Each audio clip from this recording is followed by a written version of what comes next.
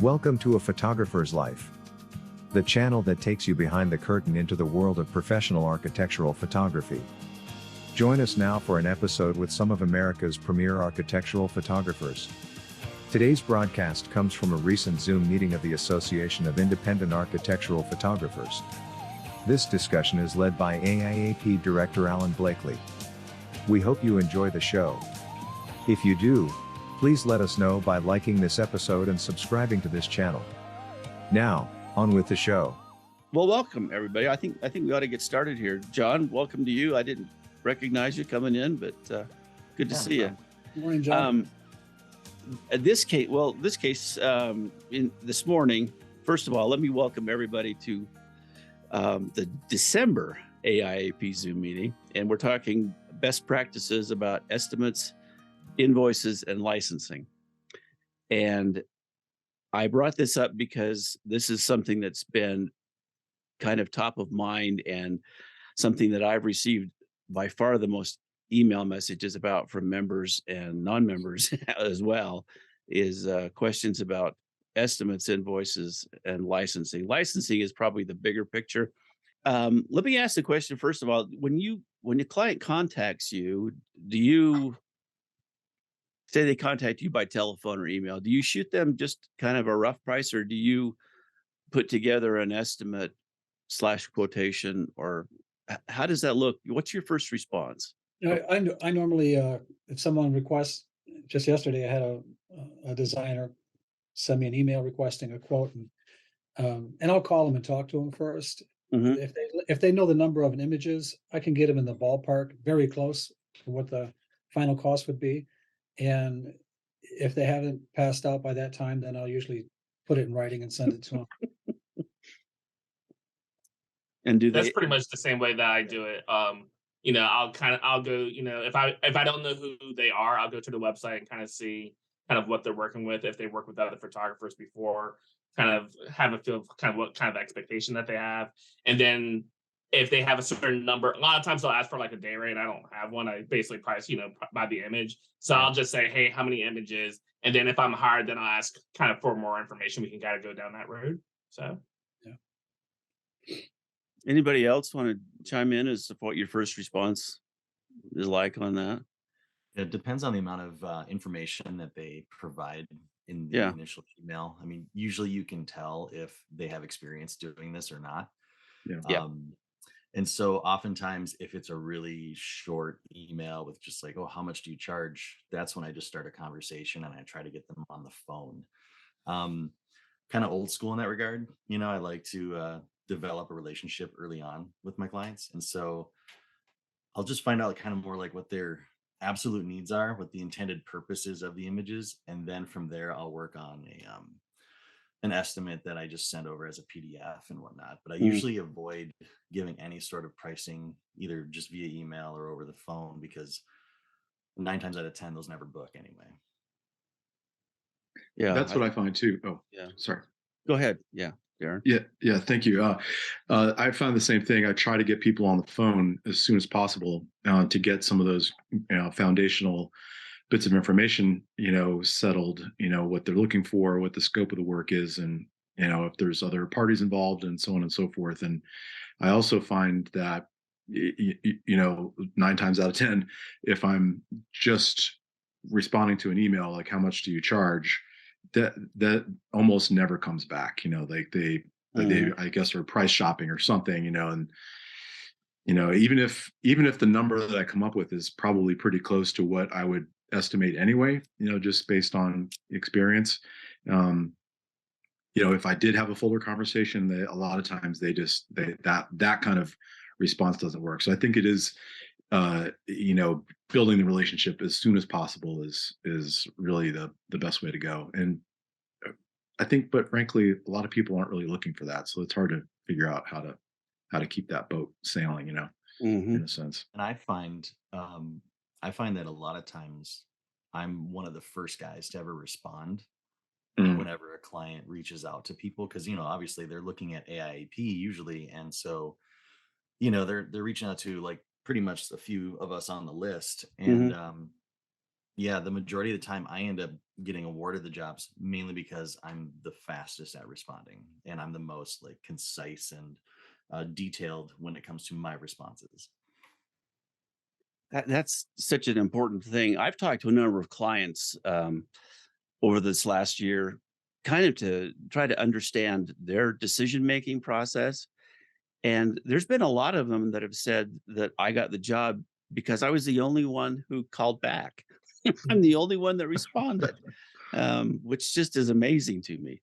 But I think the consensus is that you really need to get people engaged personally rather than just shooting them an email and hoping for the best on that because uh, what if they don't get the email? that kind of Right. Yeah, no, I agree with that, Alan. The phone call is really important. And, if we have a intelligent conversation and it's good, I, I always volunteer I like meeting the client Mhm.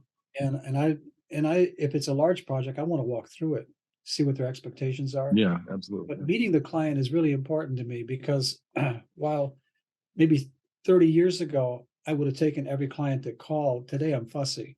If Mhm. if the client and I don't mesh and we're not on the same page and doesn't look like we're going to work well together, I'll give them off.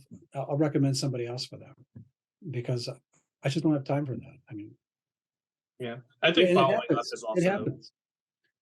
I think following up is also key, as Oh well. yeah. You don't just send an email or make a phone call or, leave a message and that's it. You follow up, within a few days just to make sure that they got it. It didn't go into junk mail. And I've had it where it's gone into junk mail. They're like, Oh oh, yeah. we didn't receive it, sort of thing. I also think it depends on who you're talking to. So, with the architects, they're happy to talk with you, Mm. but what I have found as I've gotten older is I've gotten older and the marketing people stay the same age and they communicate very differently and many of them are Yeah, very busy and they don't talk on the phone and so you just kind of have to play it by ear with who you're talking with. yeah, I think that's a really good observation that the the marketing people are definitely kind of the same age. And I think that what I'm finding too with that is that the communications are much more transactional, and it is hard to hook into developing something that's a little more personal, a little more tailored to what they really need in a relationship sort of sense. But yeah, I don't pretend to know how to break that. Well, one thing I like to do if I'm getting called or emailed by a marketing director of a firm or whatnot, I tend to ask if they're the primary decision maker or if they work with the team, whether it's Mhm. the architect or the design team or whatever, and if they're going to be making the final decisions, and if that's the case, which it usually is, then I much rather have a Zoom meeting with everybody involved on the project, look at floor plans, basically Yeah. do like a virtual scout and planning. And then, at that point, then I'm able to kind of win them over because it shows that I have this compassion and passion for the work that they're creating and that I'm not just treating it as a transactional thing. And I think a lot of times, these marketing people, they have just this huge pile of stuff that they got to get done in a day. Mhm. And I think if we work hard to take as much of that off of their plate as possible and make their jobs easier, they'll continue to hire us. At least that's been my experience. I've been doing this now officially 10 years. And yeah, it's year by year, it just continues to grow. Like 22 has been my best year ever. Yeah. And I think it's part and parcel to that because I actually ask my clients why they keep coming back. So That's great insight. Hmm. That's really valuable. Um, one of the things that I do is have my wife, like she works with me, and I have her kind of interact with some of these marketing directors because, like you, like Sterling said, they're all young and they're usually female, and you know, a 65-year-old photographer doesn't, and like myself, doesn't have a whole lot in common with people like that, and so these 23-year-old girls that are the marketing director for an architectural firm, that's a hard one for me. And so a lot of times my wife will intervene and talk to them, and they seem more comfortable opening up to her about what they need and what needs to be done and if they're happy about it or not. And the fact that I completely missed the boat on what they wanted and that kind of stuff. So anyway, following up, you mentioned that, Sterling, about following up. Um, I try to find out fairly early on if I've got the job or not, so I don't waste any more time on it. And that's the reason I follow up so much. But Yeah, I mean, I follow just honestly, like, and I'll give you an example, and basically she was like, I haven't even looked at this. Like, we haven't even, they're just so swamped with what they're doing with proposals because they're usually doing 5 different things, oh, sure. essentially, especially on the marketing side. The other thing I'd like to do is if I lose a project, I want to know why, and I kind of take that into, consideration for the future as well. So, Yeah, so when you go back to reshoot it, you'll know. That's really a good point, because I had a few years ago, I had a designer call me and she called me back to let me know how nice I was, but she was going to give the job to somebody else. And I said, well, why are you on the phone? You're in front of your computer? She said, yeah, because he was cheaper than me. I said, let's go to his website. So we go to his website, and I almost spit my coffee out the picture. I'm like, well, look at that first picture in the residential section. She said, yeah, you can't see through the window. Oh, I guess you can't. You can't see the light fixture. You can't see the detail in the window treatment. The floor is blown up. It was hilarious. And after I got done talking with her, I've been working with her for years now, but sometimes people don't understand what a quality image is like. And when you educate them, it's they don't, they can't, they won't go the other direction. They want somebody that knows what they're doing. Everything that everybody has said is something I would have said, so I'm not going to bother to repeat it. But I will say I've developed a little template email. Very often, I mean, when you get those, particularly for those emails that don't have your name on it, like hello, comma, we're looking for, and you think, but I've gotten those jobs, so it's you never know. But I've got a little template. Particularly for the pricing question that explains, if I don't talk to them on the phone, I mean, my first thing, like everybody else, is get them on the phone. There's nothing better. And also, if you're the first one to respond, sometimes you're the one that gets the job. I found that was true when I was a contractor. So that's old news, I think, in a way. So I have a template that just says, well, pricing is based on the scope of work. So I try to use the language that they use, which is something I've sort of incorporated more and more. Anything to make them feel comfortable. Like, they don't even necessarily have to recognize that I'm speaking their terminology, as though it's not our terminology also. Anyway. So I can get them off a note really quick because I keep it in my drafts in my mailbox. It just says, scope of work depends on the time and effort it's going to take. Am I going to have to hire an assistant? Will we need a stylist? I go a little bit over the top, and I do it for 2 reasons. Because most of the time you're not going to get a stylist. I'm the stylist, or the assistant is the stylist. Can you go move that chair over to the left? But it shows them that I'm thinking about things that they may not be thinking about, particularly if they're not experienced. And if they are experienced, I'm hoping that it indicates to them that I'm experienced. So I know what to look for. I'm thinking about the problems ahead of time, all those kinds of things. So I find that helps a little bit. And then I also include in that letter a brief description of multi-party contracts. Because everybody wants to save money, and I don't know about you all, but it astonishes me that people don't routinely try to do multi-party, ask you to be part of a multi-party contract so they can save money as a client. They don't recognize how much money there is to be saved. So, but I think there's lots of reasons for that, primarily because they just don't want a deal, or they're so successful they just don't care. So that's, what are you going to do? Good point on that. That's part of every estimate or quotation that I send out is the multi-party breakdown for multi-party licensing. And a lot of times it's the first time, if it's a new client, it's the first time they've ever even heard of it, which, like Barry said, is really kind of surprising. And I'm happy to pursue that on my own if they'll just tell me who the people are. Oh, yeah. So, you know, why shoot a $5,000 job, but it could be a $10,000 job? You know, are there any other terms that you present to people? I will do this job if kind of thing on an estimate or a quotation. Do Mm. you, are there I just any? put a 30-day estimate time. Okay. Your estimate is good for 30 days. Valid for 30 days. Okay.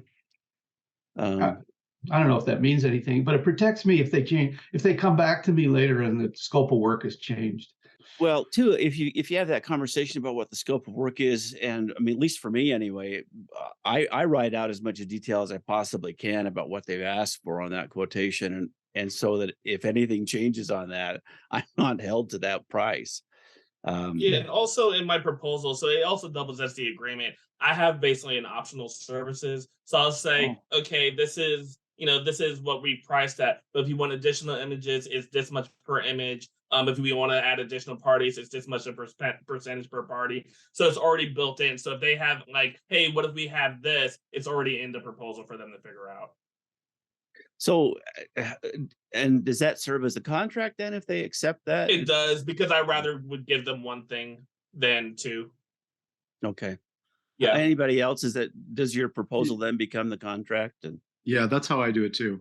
okay. Yeah, so they're getting it all up front, so they can just consider one thing, and it's also the way, so it's an estimate, it's an assignment estimate, and I get that out of the templates from PhotoBiz, and so there's the licensing section, pricing, licensing, and the terms, and then signature lines. Interestingly, there's not a photographer signature line, only one for the client. So I've had people send that back to me and say, "Hey, can you please sign this thing?" Yeah. But I just want, somebody certainly said, you mentioned about extra images, and I'm just curious about what your experience is, and I don't want to go off on a tangent too much, but something that comes up a lot for me is probably for everyone, how many photos are we going to get? And I don't really like to pin that down too much, because we can get a lot done if it's planned well. On the other hand, if I price per image, it's too expensive for people. And so I've kind of arrived at this, hocus pocus thing where we, have to say, let's give me your preferred shot list, and let's prioritize. And I can feel pretty confident about getting, certain, majority of those done. But if there's more than that, then these are going to get pushed off the list, or we have to do another day or something like that. So I'm just curious about how people are handling how much work and how to price that, Yeah, we price entirely per image. And one of the things that we are very clear about upfront is that you don't have to choose all of your images up front. So we'll shoot what we shoot, and based on the size of the project, we'll give people a reasonable estimate as to what we think that's likely to be.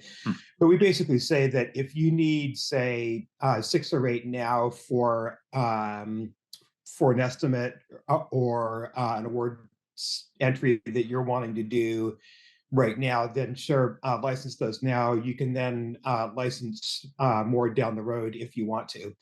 And we run, getting back to the estimate process, we basically run everybody through a little set of web-based forms. So they get their estimate, which there's a little button to approve. And then once they approve, then it automatically collects their deposit, sends them a PDF.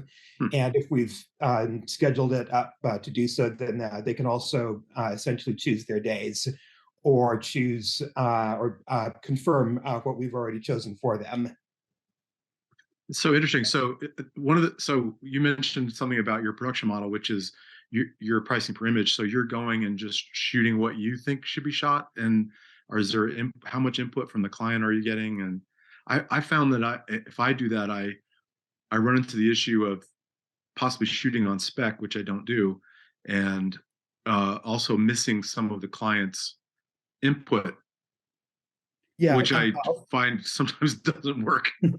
yeah, a lot of the projects that we shoot, particularly for architects and interior designers, increasingly for builders that we've worked with as well, is we always do a walkthrough when we start, either online at their office or ideally on site. And a lot of our interior designer clients will actually want to be there for at least the first half of the shoot, just so that we have a rough plan of things. Gotcha. And Okay. so it's actually fairly rare that we end up missing things. I tend to err on the shoot more side of things. Since for shooting what we're shooting, I always mention that if you need to crop in on a detail from a large image, then you always have that option. And we've had folks who would normally want to want to have an extra detail shot, just basically do that, and that can get you out of a pinch. Yeah, Yeah, what I gotcha. do, I shoot per image.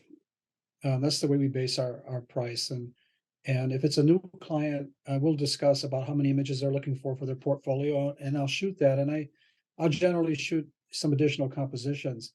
But for clients that I work with all the time, I don't quote them at all. I just go shoot it, and I know what they want. I know how many images they're going to buy historically. I know the views that they're looking for. If it's an architect or a builder or a designer, it's different composition for among all three of them.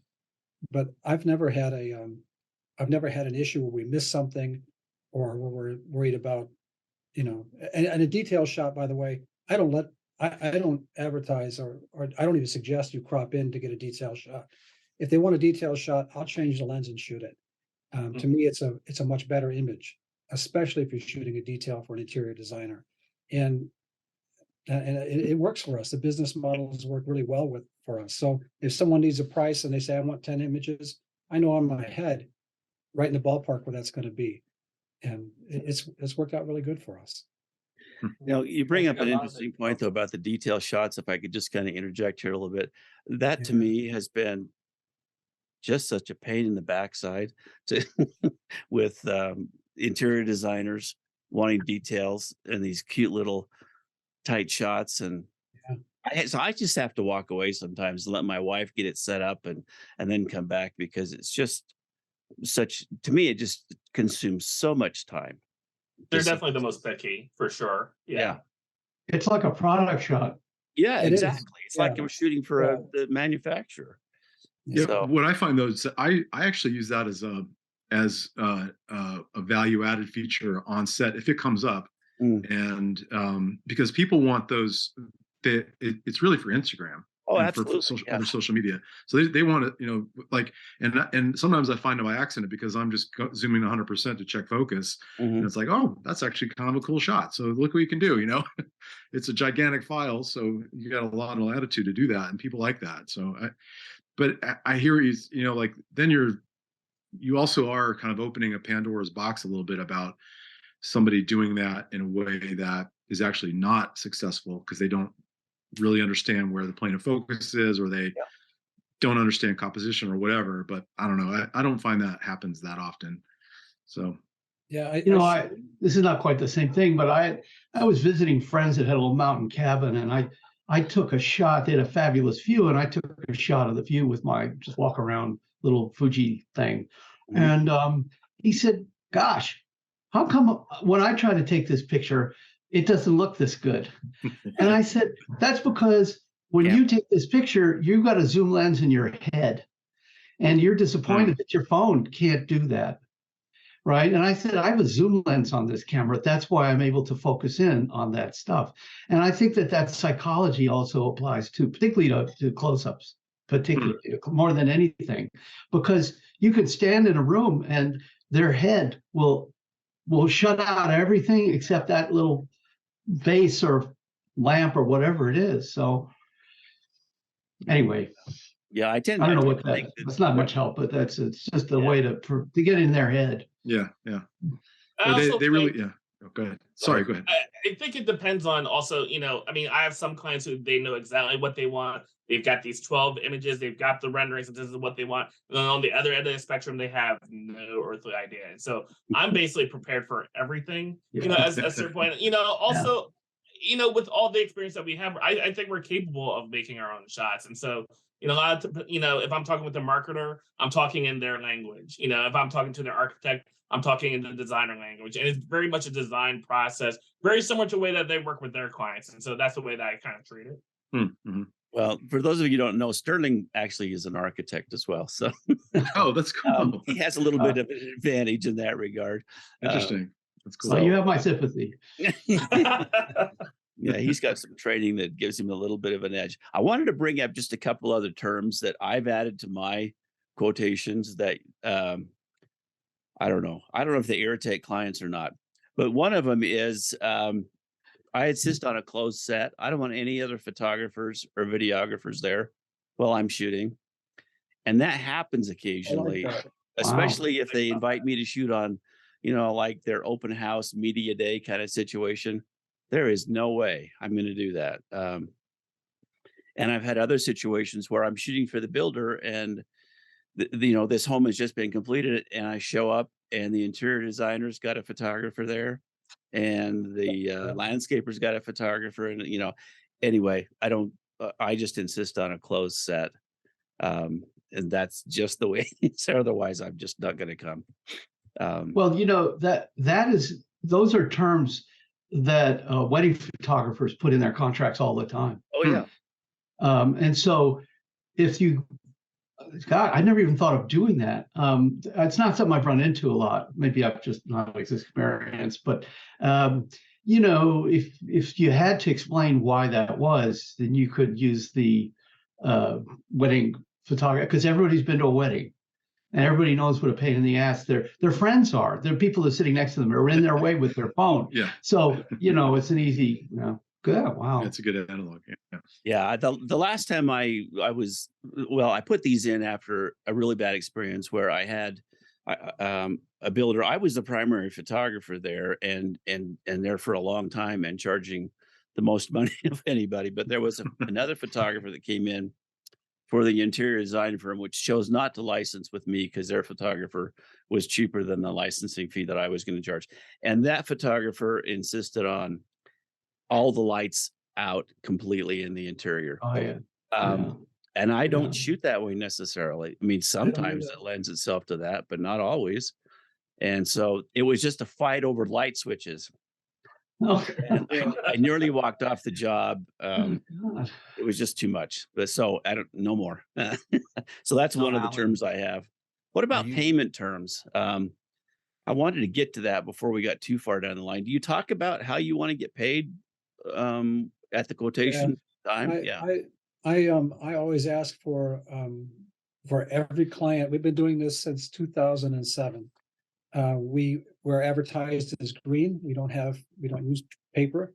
So when I have a new client, I have myself, Mary Beth, or Leslie, or somebody will call and set up your account. And we actually have an account for them. We'll put a card on file and explain to them that the charges, whatever they order, whatever the job is, that they'll be charged that, and they get the paperwork after the charge. But we really don't take checks here. I mean, I have one client that will mail a check, but everybody else, it's card on file, and it works out really well for us. And we'll bill a deposit, and if we know what the client's shooting, when the job's done, we'll just bill the card for that and then deliver the images via Dropbox usually.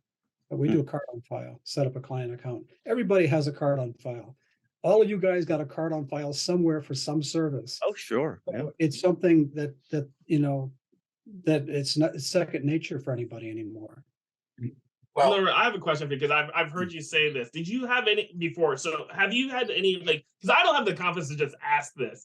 Have you had any resistance to just pay card on file, or did people just kind of come around eventually? Oh no, I really haven't, because it's like I had a photographer call me once, same question. He goes, "How do you do that?" I say, let's get the paperwork out of the way so we can get the job done. So it's I mean, let's just, give me your information. We'll put it on file. I explain how it works. It's no different than, than you putting a card on Netflix or anything Right. else that you're doing. Do you have people ask you about security that you have, data security and anything like that you have in place for? I've never had that come up. No. Hmm. And we send paperwork when we make a charge, so it's not like it's it's surprising to anybody, but it's expected. If you don't want any charges on your card, then don't order anything. But if you order something, you're going to get charged for it. And we document everything. We're fastidious about keeping all of our paperwork, our licensing. I can go back 30 years and give somebody a document if they need it. So I've never had any issue with it at all. And it really takes the strain out of, invoicing and waiting for someone to send you a check or go pick up a check, or it's so much easier. And the financing costs in a lot of cases is something, depending on your accounting program or who you're using for an accounting, a lot of times those bank fees, they can be written off of your bottom line taxes. So it's just a cost of doing business. You can roll it into your price, but it really takes the headache out of working. I mean, it's seamless. You just go shoot the job and you're getting paid. So I've got some clients that will do that, but I have encountered some resistance from some companies about that. So I'm not able to do that like you. Yeah, I'm really impressed. I may try that once, see what happens.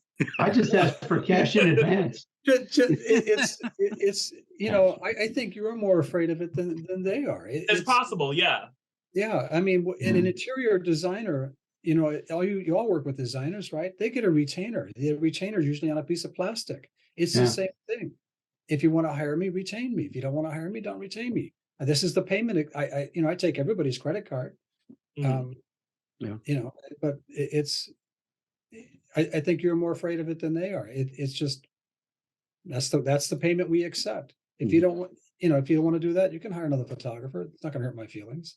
I can recommend somebody for you. So what do you use for payment processing? We use Square, which is expensive. Yeah. The reason I like Square is everybody knows them. Everybody sees them at food stands and checkouts and department stores now. So when they see that we are that Square is our banking system, they've got really good security. They're a little more expensive than some, but they have an excellent reputation, and we've never had any problem with Square. The thing I like about Square too is just the interface, the dashboard and everything. Yeah. The way that I can pull up invoices, and if somebody, needs a PDF or, I need to print something and actually mail it to them, I can do that. And it's just so simple. And, the email interface that you can have with clients, and it is more expensive, but it's so much easier than the other things I've tried. Yeah, it's definitely, the peace of mind is worth the cost. That's for certain. Yeah, we used to be on Square, and it worked great, but we are now actually working with a local merchant services provider that's part of the Home Builders Association that I'm part of. They basically made the argument that if you're doing a lot of your transactions via credit cards, and we probably do a good solid 80-90% of our invoicing over people's cards, that if you're over a certain amount, then the Square fees actually start to seriously add up. And so that 1 or 2 or 3% difference, if you're doing large amounts, can actually be a difference in your bottom line. And so we ended up actually switching to Authorize.net, because we were also in the process of changing our accounting system over. So if you've got a local payment provider that works with a lot of other companies like you, give them a shout and see what they can do for you. Because Square is awesome, but it's, as we all say, it's a little expensive. Yeah. I have a question about along those lines. Do people prefer checks, other people, or do you charge an additional for credit card, or is that built into your fees? And then also regarding deposits, are people generally taking deposits or retainers? And is there sort of a rule of thumb as far as a percentage of the job? We take a small deposit when you book a job. usually $500 Okay, half a deposit. to hold your date. And the banking fees and so forth, we just roll that all into our price, our bottom line. So I take half down on jobs personally. That's what I do as well. And I have found, so I got into trouble maybe about 6 or 7 years ago where I was really busy and I kind of got lax on the deposit. And what happened was the people were postponing and scheduling and what I found is with the retainer does not happen. Everybody's on time. yeah, we take half down with a new client, but existing clients, when they book a date, we just put 500 on their card to hold the date. And that's, that's a nice thing to do too, because when they have a little skin in the game, they'll make sure they keep the date, because if you let us know, the day of that you're not going to shoot, then you lose your $500. And that's a good point. For a new client, we take 50% down for a new client. You mentioned that, to hold the date, and that's the terms that I put it in, is that in order to get this on my calendar, you have to pay this, or it's not on the calendar. Exactly. And so that's been huge, is to put it in those terms to them, and then it's not a big deal. I don't think they just do it. Well, along those lines, I mean, I have something I put in my terms and conditions that is pretty common for advertising photographers, which is if you cancel within 24 hours, I keep everything, or I have the option to keep everything. And if you cancel within I don't remember what my terms are. I got to read them again. I'll read them tonight in bed. But you get half, and also that any expenses that I have accrued, even assistance, people that I booked or equipment, that's 100% also. I don't get any pushback on that, but you never know how much people really read the terms and conditions anyway. So the people that I've had a few clients that I used to have that same set in there about if you cancel within a certain amount of time before the shoot, then you forfeit a certain amount, and so on and so forth, like you just described. But I've had quite a bit of pushback, and people strike that out, and so I don't have it in there anymore. I just assume that there is a 50% down, and to book it, but I just assume that we're going to reschedule. I guess I just I hope anyway. But they know that they have to pay up front, and it's a retainer. It's not a deposit. I don't call it a deposit, because a deposit indicates that you might have to refund it. If you call it a retainer, it's spent. Good point. What's a legal term of art? Retainer. Yeah. Good point. What about actually, your final payment? Does anybody wait for that, or what's your expectation on getting settled with the final amount? I used to do net 10, and now I just do due on receipt, and people are pretty good about it, or it comes pretty soon. I just don't have the cash flow to wait for any length of time, really. I just want it. Like usually I've already delivered the jobs and they're already on Instagram. They've already put them wherever. And so you got to pay. So I just make it due on receipt. That's where having the card on file is so nice, because when you deliver the job, you get paid. You get paid before you deliver the job, actually.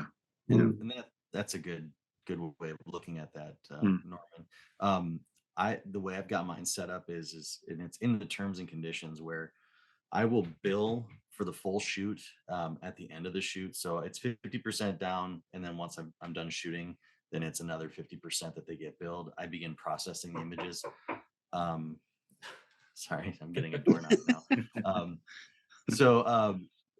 And then I begin processing those photos, and then once I go to deliver the photos, they can't download them or use them unless I get paid.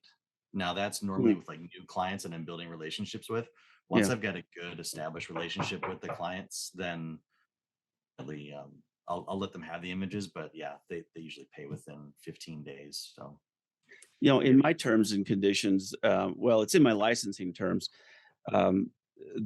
there's no, they're not licensed to use the images until payment has been made in full. And so I make that clear up front that you cannot use these images until we're settled up. So that's on the front of my contract and in the terms and conditions. Yeah. The licensing is contingent on payment in full. Yeah. The language is in there. I'm not that strict on making sure that happens, because usually there's such a deadline. And, I have not really known how to do anything different than just get the pictures out as soon as possible, send the bill, and then they pay. I haven't really, there's a very, I've only had like one or two instances in my entire career where people have given me trouble about something, but in payment wise, or I'm really, searching people down for like, hey, what's going on with this payment or whatever. In the end, they need the photos. So, yeah. I mean, that is the nice thing about it. They need the photos. So they're going to have to pay at some point. Yeah. Good point. So I was curious, just sorry to interrupt. I just am curious about the software people are using to generate licenses and estimates and contracts. And is there a consensus on what to use? I'm open for suggestions. I've been using the PhotoBiz for a while, but I don't know. It's got some limitations. I have a license that was put together several years ago with an intellectual property council, and it's just a one-page document, and I've been using it now for 13, 14 years.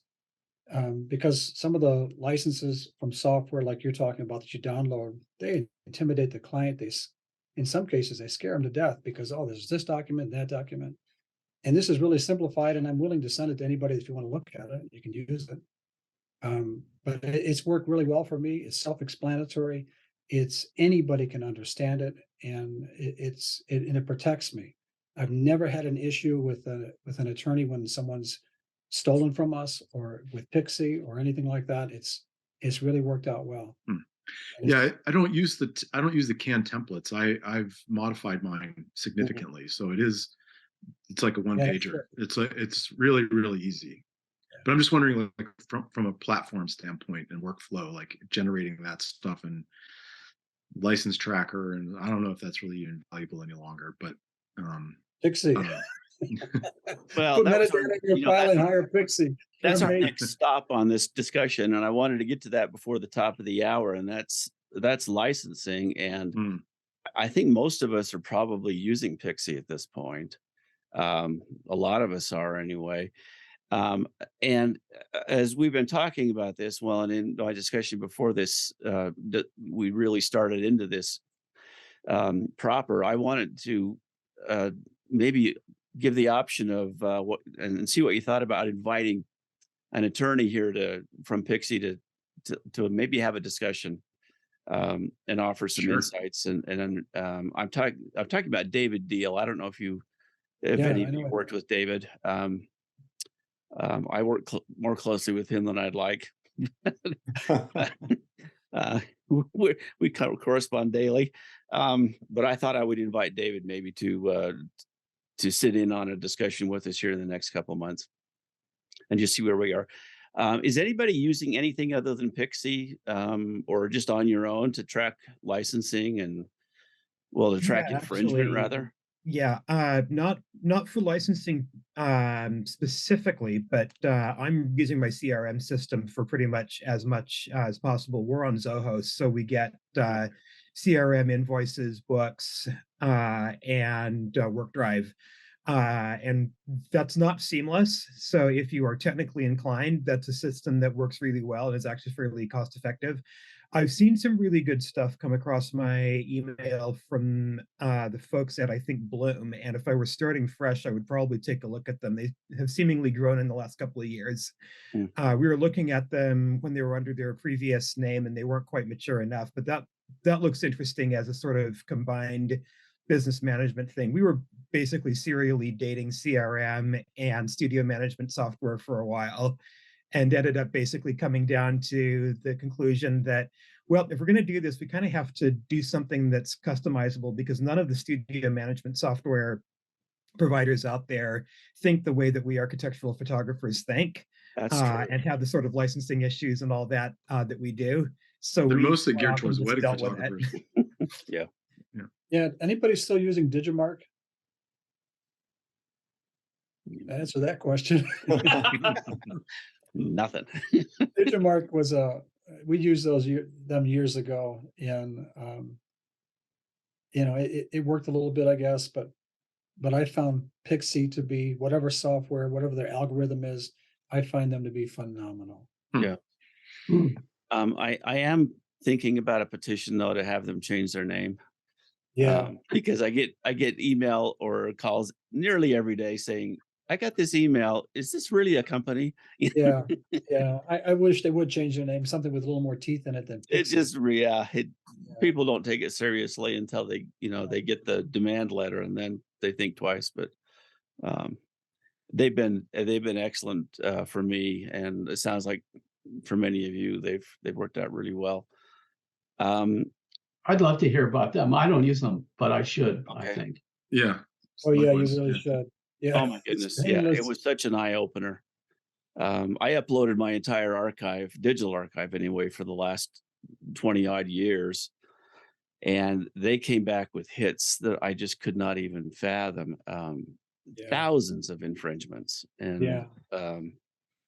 and then that got boiled down to the areas around the world where they actually have jurisdiction, which is a lot. And then all of a sudden the money started rolling in, So it's Does that been really coincide? excellent. Pardon me. Oh, I'm sorry. I was just as a follow-on to you. You said you uploaded your entire archive, and I'm just wondering if that's something that you've also. Is it all with Library of Congress also, and filed with the Copyright Office as well? Not all of these were copyrighted. I think David's terminology is in a timely way. He talks about. Yeah. So yes, but now the process is, and the Pixie provides the interface to do this, to upload. I do it every 3 months. So to Library of Congress, to Copyright Office, actually to it's the Copyright and Trademark Office, to register those images, and they do that bulk submission through their website. They do. Oh, okay. Oh. Yeah, I've done it. I try to keep up with it as much as possible, but how to keep the database of what images have been registered and which ones are not, and how you go back to find it. It's a lot. You almost have to document it yourself and identify the images in your own file system that they've been, because the U.S. Copyright Office offers no help in that regard. Right. No, there's no way to search 20 years ago, and I don't know what they are. Yeah.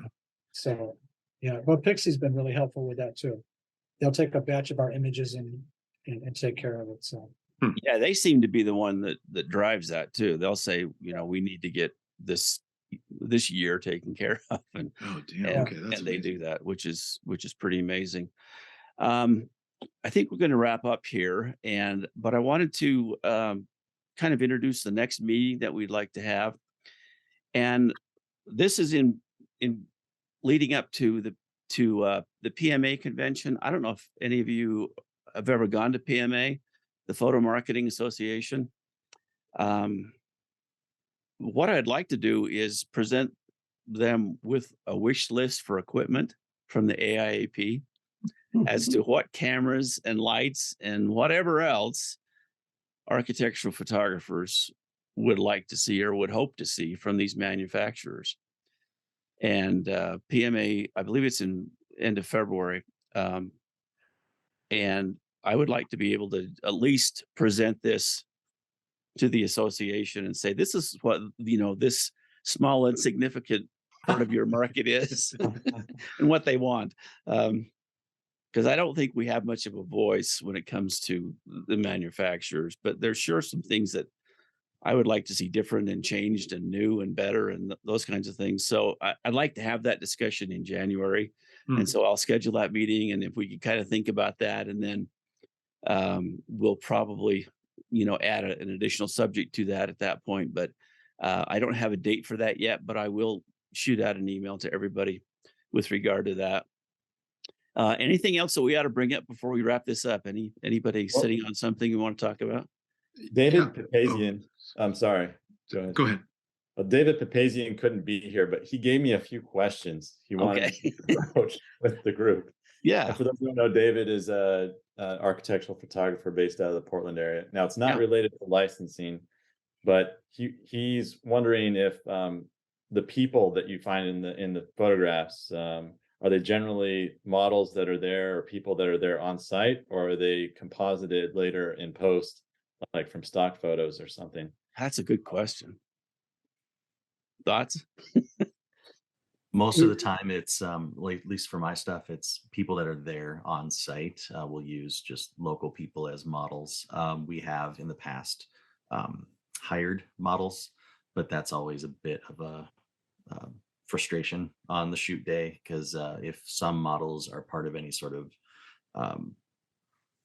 group that requires certain breakpoints in the day, it can really mess up the shoot with regards to lighting and whatnot. So we tend to, my one client and I specifically will just Craigslist it, and we'll just put out a thing, and we'll hire people who want to be models but aren't part of any sort of groups or any sort of thing like that.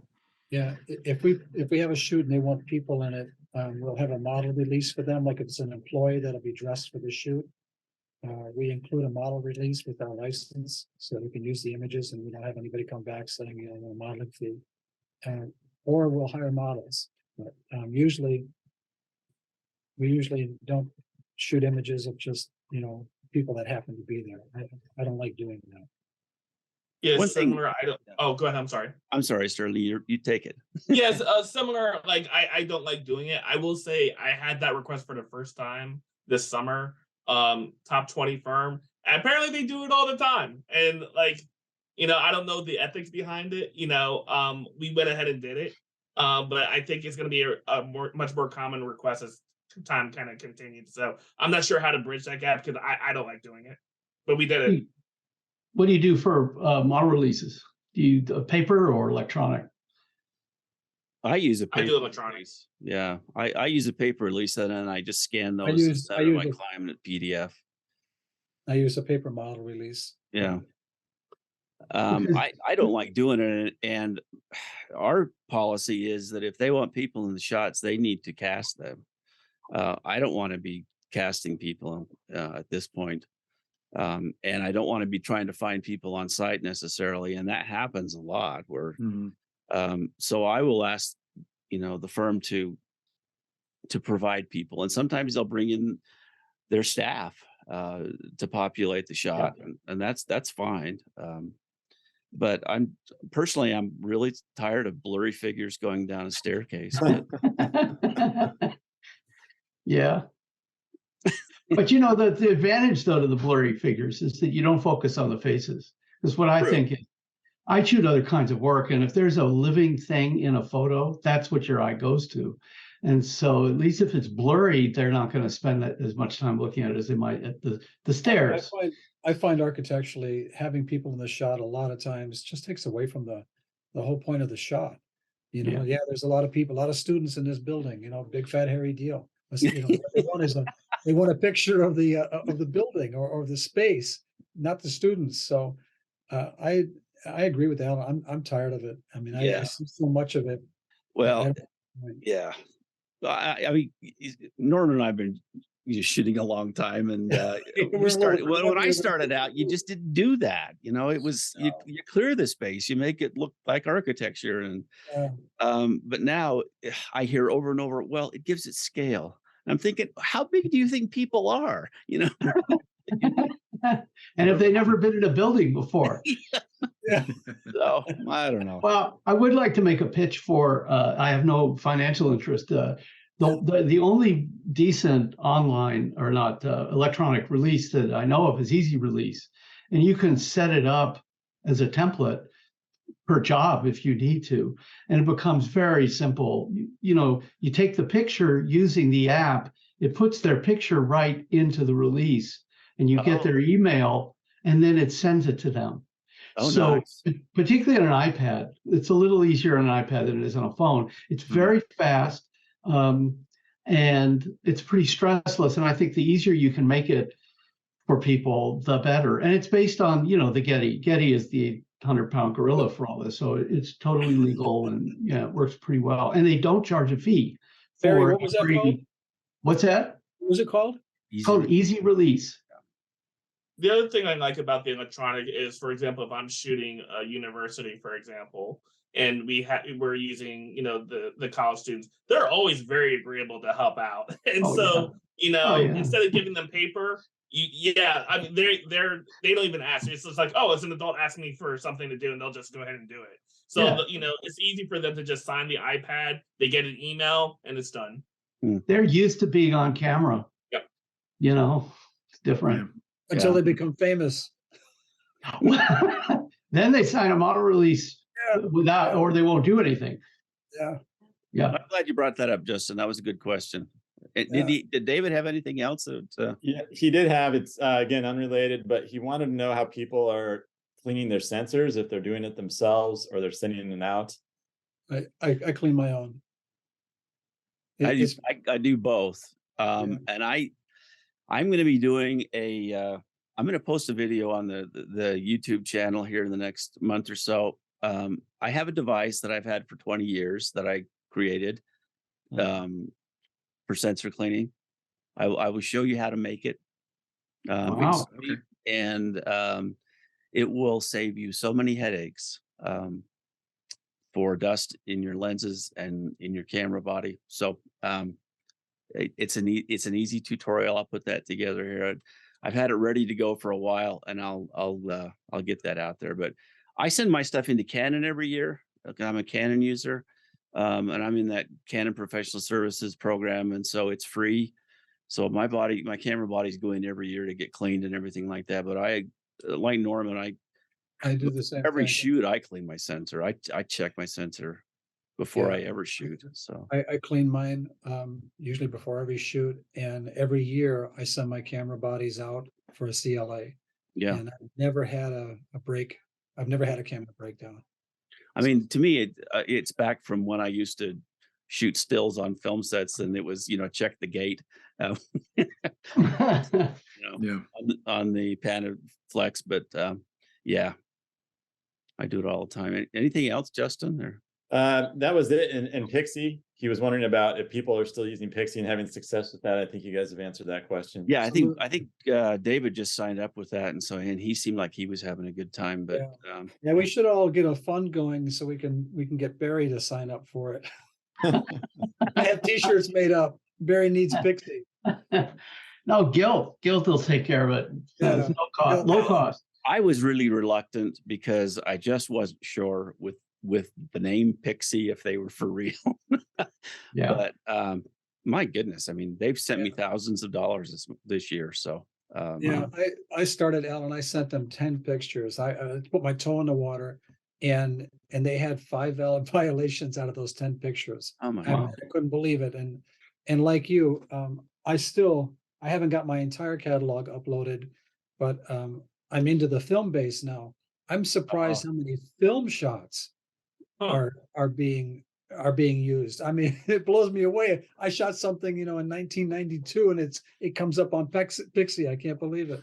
I haven't even started my film stuff yet. But you'll be blown away. Along those lines of Pixie, Alan, you mentioned you had some negative interaction with the company that had infringed on your copyright.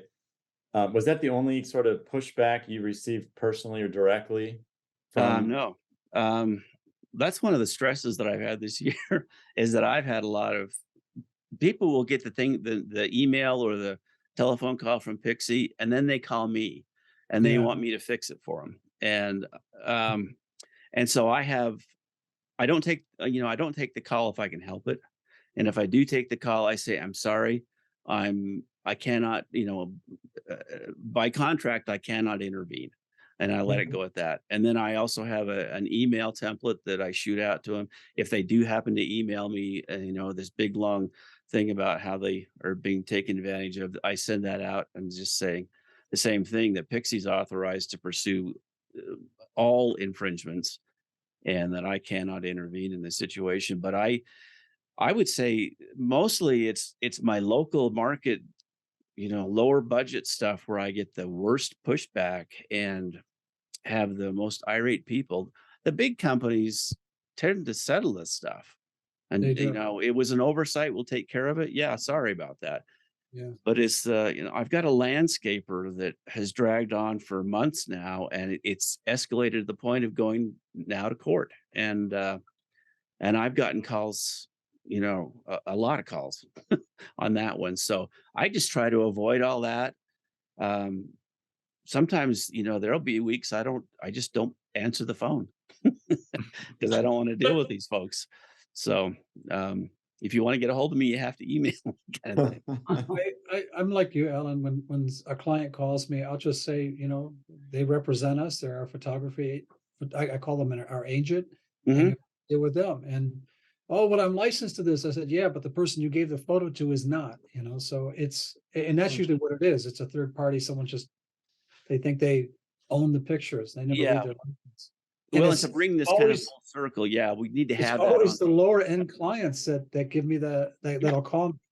I've never had a commercial client call me over Pixie. They just, it's an oversight. They'll pay it.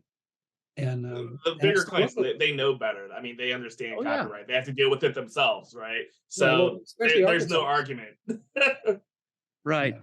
And I just wanted to bring it full circle that you have to have that information in your invoice and quotation and everything, that it's a single user license. I was hoping Brian Dressler would be here because he's kind of an evangelist for that licensing terminology. But you need to stipulate that is a single license and it's not transferable. So Well, that's a really good point to add to because I have, the pretty typical, it's a non-exclusive license, but it's sort of like a non-word for some people, like I think clarifying that single-use, non-transferable in super Yeah. clear language like that is a great idea. That's really great. I've got some language now that David Deal, the law firm that Pixie works with, collaborated with me on, and I'll post that on the Facebook page. But it's my image licensing terms, and it goes on my estimate or quotation, and it goes on my invoice, and it seems to have alleviated any question about who owns the photograph and what they can do with it. So Yeah. I've got a question, Alan. yes. Has anybody had any kind of experience here in Florida? I do a lot of high-end homes, and I find that the multiple listing services here like to slap a copyright on the images they put on the MLS when they don't have the copyright rights to them. Mm-hmm. Has anybody come across that in their markets, and have you done anything about it? Because to me, it's blatant. I mean, it's on every image, thousands of images that third-party photographers have taken, and they're claiming they have a copyright on it. Yeah. Tom, it's just to answer that. I did have that happen where some people have taken our pictures and, a wallpaper company, for instance, they like the shot and they put copyright on it with their brand name and they put it on their website, and it was our image, and that went right. Pixie seen that. It's so blatant. It went right to the attorney. They didn't even send a letter. No, they had the attorney take on it. things like that, I get it. I'm talking about on a Yeah. daily basis. They're uploading thousands of images that Yeah, it's third-party the same photographers have violation. taken. Yeah, Tom, Yeah. this is something that it is a little bit different animal, and I know exactly what you're talking about. And I will shoot you an email after this meeting of an attorney in Boca Raton who is working on a class action suit. Okay. And because this is kind of a separate deal. It's a little bit unique, and it's Right. incredibly egregious. And so I will put you in touch with him, and actually I'll post it on the website as well. Perfect. Yeah. Thank you. Because it's getting to the point where I don't mind them posting it because I'm selling the real estate agent the rights to those, and I don't mind them posting them, but don't slap a copyright on there because you don't have the copyright. So that's my complaint about that. So yeah, anything you can send me, I would appreciate. Let me put you in touch with him because he's actually looking for photographers who will join the suit, and he's in Boca, and that would be a good fit for you. So, and then I want to also thank you, Alan, for just a little thank you for the business that your group has generated for me from various sources, architects and things like that. It's been well worth the investment of time and money to be a part of this group. So thanks again. Oh, thank you. I sure appreciate that. If the bandwidth that I'm paying for is any indication, everybody should be doing really well right now. The visits to the Find a Photographer directory have just been massive, and I know a lot of that is other photographers and retouchers from India and Bangladesh and Vietnam, but there are a lot of photography buyers out there that are. I mean, I'm turning work away, so I hope that you're all benefiting from that as well. I'm going to wrap this up now. Thanks so much to everybody who participated in this today. This has been a really worthwhile discussion, and this will go up on the podcast platforms and YouTube, and probably in the next couple of weeks. So if you want to review this, and in the meantime, I will put those things on the Facebook page that we've talked about here earlier. I did get kind of an interesting little announcement that we were the highest ranked podcast in Japan last month. So, All right. Wow. in the photography category. So, Konnichiwa. so I thought, yeah. Zubarashi this day. I'm big time in China, just so you know. I get a lot of activity in China. Wow, that's great. Thanks so much to everybody. I hope guys. you have wonderful holidays. Take care, guys. Again in January. Thank you. Happy holidays. See ya. This has been another episode of A Photographer's Life. If you've enjoyed this program, please let us know by liking this episode and subscribing to this channel. A Photographer's Life is brought to you by the Association of Independent Architectural Photographers. This episode is copyrighted and may not be used in full or in part without the written permission of the AIAP. Please join us again soon for another inside look at the world of professional architectural photography.